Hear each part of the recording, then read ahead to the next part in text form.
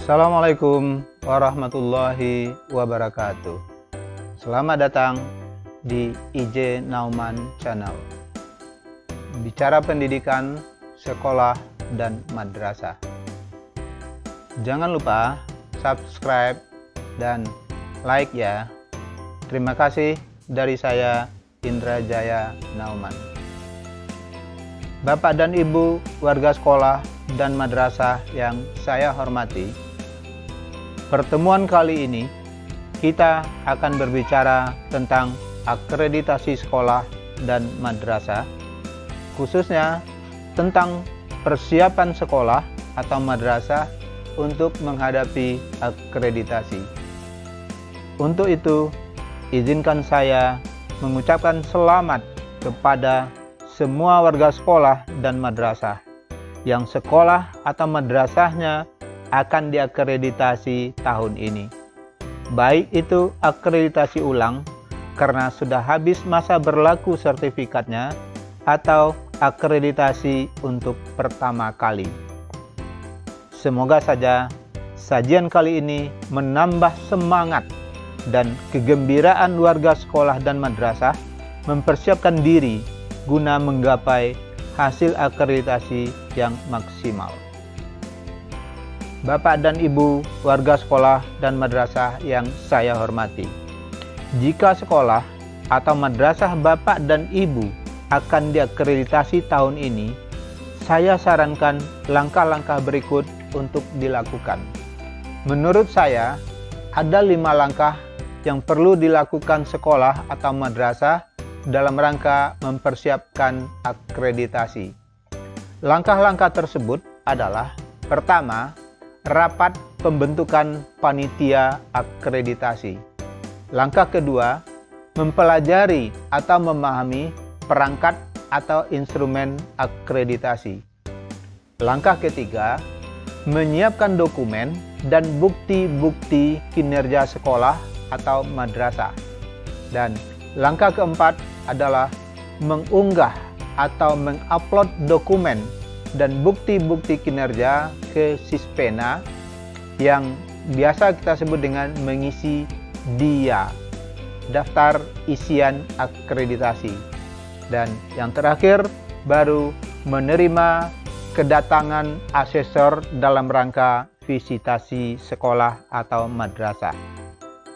Jadi, saya tegaskan kembali bahwa jika sekolah atau madrasah Bapak dan Ibu akan diakreditasi, maka persiapkanlah dengan baik dengan melakukan 5 langkah-langkah tersebut. Saya ulangi, langkah pertama, rapat pembentukan panitia akreditasi. Langkah kedua, mempelajari perangkat atau instrumen akreditasi. Berikutnya yang ketiga, menyiapkan dokumen dan bukti-bukti kinerja sekolah atau madrasah. Yang keempat, baru mengunggah atau mengupload dokumen-dokumen dan bukti kinerja sekolah atau madrasah ke Sispena. Dan yang terakhir, baru menerima kedatangan asesor dalam rangka visitasi sekolah atau madrasah. Bapak dan Ibu yang saya hormati, pada kesempatan kali ini, izinkan saya menjelaskan langkah pertama, yaitu rapat pembentukan panitia akreditasi. Jika sekolah atau madrasah Bapak dan Ibu akan diakreditasi, maka saya sarankan langkah pertama yang harus dilakukan adalah mengadakan rapat dengan semua warga sekolah.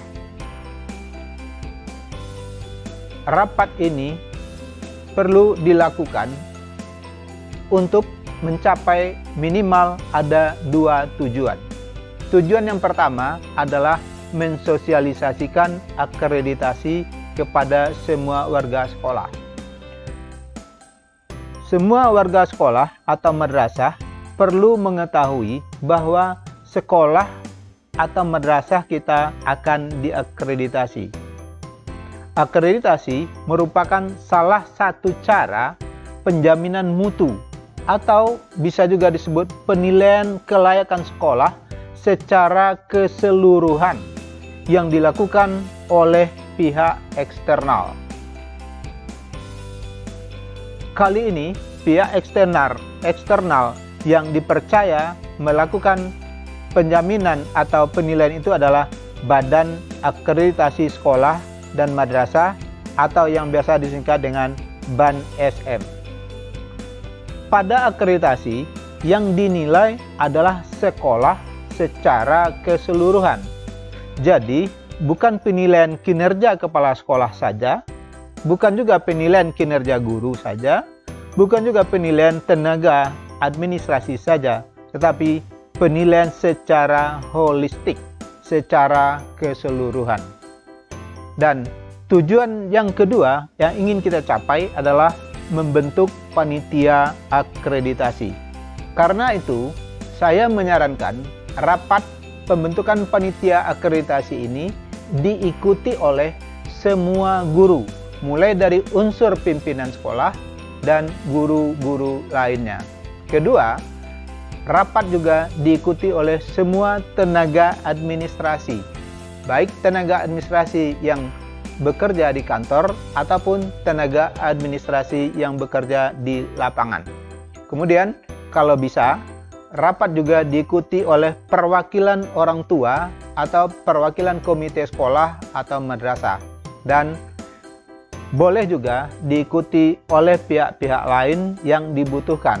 Misalnya, pada sekolah tertentu seperti pada jenjang SMK, sebaiknya juga panitia ini, rapat ini juga diikuti oleh alumni sekolah yang sudah bekerja dan sebagainya. Bapak dan Ibu yang saya hormati, seperti sudah saya jelaskan tadi, tujuan kedua kita membentuk panitia persiapan akreditasi atau biasa kita sebut dengan panitia akreditasi. Tugas utama dari panitia akreditasi ini adalah, pertama adalah mempelajari dan memahami perangkat akreditasi. Setelah mereka memahami dan mengerti perangkat akreditasi itu, maka tugas panitia yang sangat penting adalah menyiapkan dokumen-dokumen dan bukti-bukti kinerja sekolah atau madrasah yang akan dinilai oleh asesor. Bapak dan Ibu warga sekolah dan madrasah yang saya hormati, pembentukan panitia akreditasi atau pemilihan personal ini perlu dilakukan secara khusus karena supaya jelas siapa yang bertugas dan mengerjakan apa. Jadi jelas siapa yang bertanggung jawab diberi tugas khusus dalam mempersiapkan akreditasi sekolah atau madrasah kita itu. Pembentukan panitia atau tim ini sangat penting agar jelas seperti yang saya katakan tadi, siapa dan mengerjakan apa. Nah, mengenai struktur kepanitiaan, tentu disesuaikan dengan beban kerja yang akan dilakukan. Beban kerja yang akan dilakukan berpedoman kepada instrumen atau perangkat akreditasi yang sedang berlaku. Seperti tadi sudah saya sampaikan, untuk tahun ini perangkat akreditasi yang digunakan adalah perangkat akreditasi yang diatur dalam Keputusan Menteri Pendidikan dan Kebudayaan nomor 10,09/P/2020 yang dikenal dengan sebutan IASP 2020. Maka sebaiknya struktur panitia mengacu kepada IASP 2020 tersebut. Bapak dan Ibu warga sekolah dan madrasah yang saya hormati, seperti sudah diketahui bersama bahwa IASP 2020 menuntut adanya compliance atau indikator pemenuhan mutlak dan indikator pemenuhan relatif atau yang biasa kita singkat dengan IPM dan IPR. Kemudian, selain compliance, penilaian akreditasi dengan IASP 2020 juga menekankan kepada performance dari sekolah atau madrasah atau yang biasa disebut dengan indikator kinerja. Bapak dan Ibu warga sekolah dan madrasah yang saya hormati, berkaitan dengan compliance atau yang kita kenal dengan indikator pemenuhan, ini dibedakan atas dua bagian. Ada yang disebut dengan indikator pemenuhan mutlak atau IPM. Indikator pemenuhan mutlak artinya adalah sejumlah dokumen atau indikator yang mutlak harus ada sebagai persyaratan wajib yang harus dipenuhi oleh sekolah untuk bisa diakreditasi. Ada sejumlah indikator pemenuhan mutlak atau IPM ini yang insya Allah nanti akan kita jelaskan pada pertemuan berikutnya. Kemudian ada yang disebut dengan indikator pemenuhan relatif, yaitu sejumlah dokumen atau perangkat yang boleh ada dan boleh tidak di sekolah atau madrasah, tetapi dia akan diberikan penilaian. Karena itu sifatnya relatif, nilainya tergantung seberapa banyak dokumen atau administrasi itu ada di sekolah. Mengenai indikator pemenuhan atau compliance ini, biasanya dia sudah terupload atau terunggah di dalam sistem Dapodik untuk persekolahan atau EMIS untuk di madrasah. Nah, sebagaimana biasanya, pengelolaan Dapodik atau EMIS di sekolah atau madrasah itu dikelola secara khusus oleh tenaga administrasi yang disebut dengan operator Dapodik atau EMIS. Karena itu, saya menyarankan tenaga administrasi, terutama operator Dapodik atau EMIS, diikutkan dalam unsur kepanitiaan. Bapak dan Ibu warga sekolah dan madrasah yang saya hormati, komponen kedua di dalam IASP 2020 adalah apa yang disebut dengan indikator kinerja. Indikator kinerja banyak ditentukan oleh guru dan tenaga lainnya. Karena itu, rapat ini perlu diikuti oleh para guru, baik itu guru kelas, guru mata pelajaran, dan guru pembimbing. Bapak dan Ibu yang saya hormati, IASP 2020 itu dikenal terbagi atas 4 komponen. Komponen-komponen itu adalah apa yang disebut dengan pertama adalah komponen mutu lulusan. Kedua adalah komponen proses pembelajaran. Ketiga, komponen mutu guru. Dan keempat, komponen manajemen sekolah atau madrasah.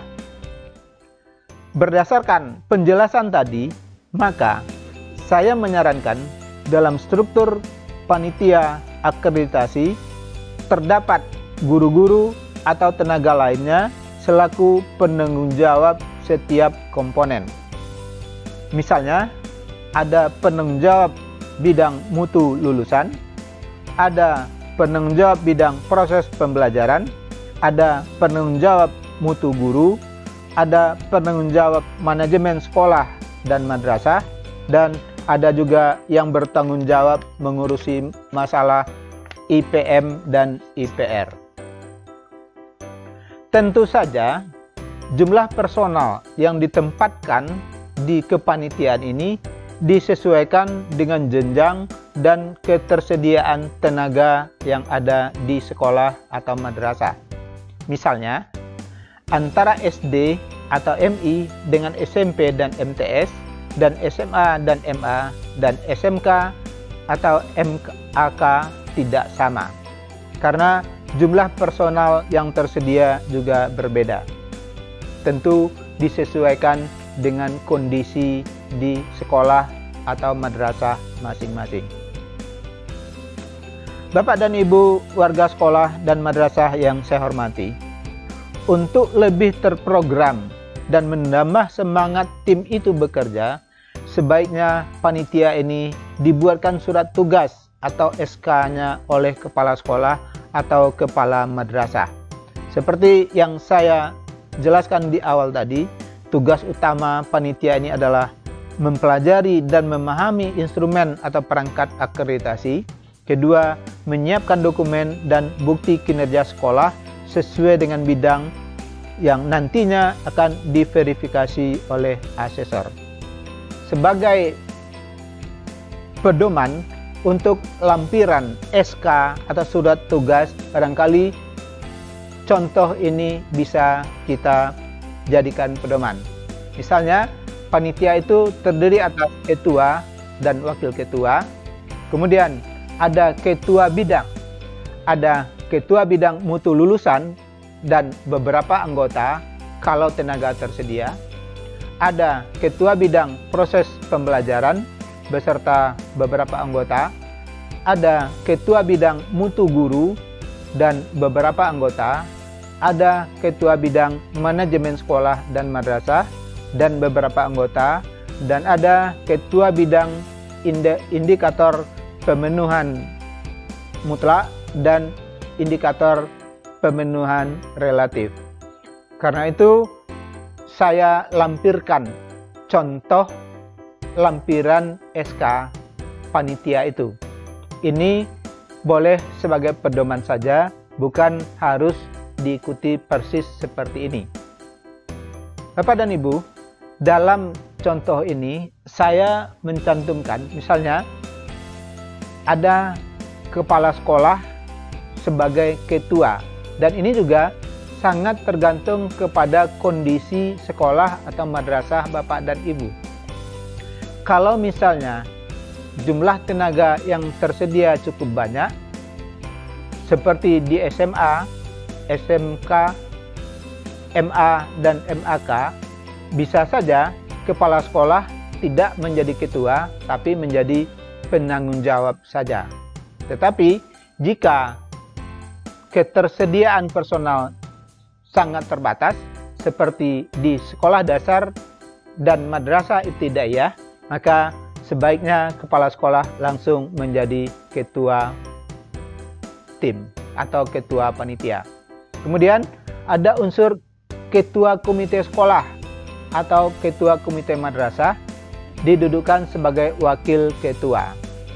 Kalau kepala sekolah menjadi pembina, tentu ketua komite menjadi wakil ketua pembina.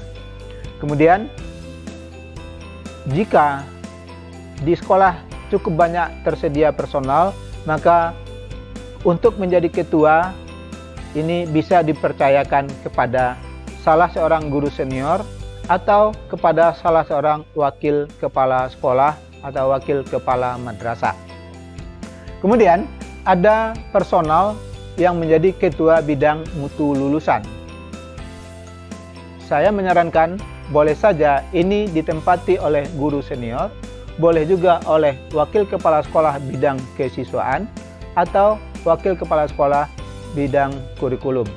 Sebaiknya kalau personal atau tenaga tersedia cukup banyak di sekolah, maka ketua bidang ini dilengkapi dengan beberapa anggota. Kemudian ada ketua bidang proses pembelajaran.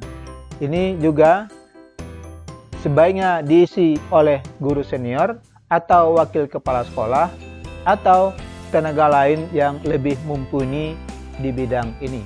Dan sebaiknya ketua bidang pembelajaran ini juga dibantu oleh beberapa orang anggota. Kemudian ada ketua bidang mutu guru. Bidang mutu guru ini juga sebagaimana yang saya sampaikan tadi, ditempati oleh guru-guru yang senior atau jika memungkinkan wakil kepala sekolah yang membidangi hal tersebut. Dan yang tidak kalah pentingnya adalah ketua bidang manajemen sekolah dan madrasah. Ini juga akan berkaitan dengan kepemimpinan kepala sekolah dan tentu ini juga ditempati oleh guru atau tenaga administrasi yang mumpuni. Dan terakhir yang tidak kalah pentingnya adalah unsur tenaga administrasi. Jika di sekolah ada kepala tata usaha, sebaiknya mereka ditempatkan pada ketua bidang indikator pemenuhan mutlak dan indikator pemenuhan relatif atau ketua bidang IPM dan IPR. Dan saya sarankan pada ketua bidang IPM dan IPR ini dibantu oleh tenaga operator dapodik atau operator emis. Bapak dan Ibu warga sekolah dan madrasah yang saya hormati, demikianlah pembicaraan kita kali ini tentang langkah-langkah yang perlu dilakukan sekolah dan madrasah dalam rangka mempersiapkan diri untuk pelaksanaan akreditasi sekolah atau madrasah. Kita baru saja membicarakan langkah pertama, yaitu membentuk panitia akreditasi. Sedangkan untuk langkah berikutnya, langkah kedua, langkah ketiga, dan seterusnya akan kita bicarakan pada episode yang akan datang. Saya ucapkan selamat bekerja, dan saya doakan pekerjaan Bapak dan Ibu merupakan bagian dari amal saleh di bidang pendidikan. Sekali lagi, tonton terus IJ Nauman Channel. Jangan lupa subscribe dan like ya. Terima kasih atas kesediaan Bapak dan Ibu menonton video ini. Salam dari saya, Indra Jaya Nauman. Wassalamualaikum warahmatullahi wabarakatuh.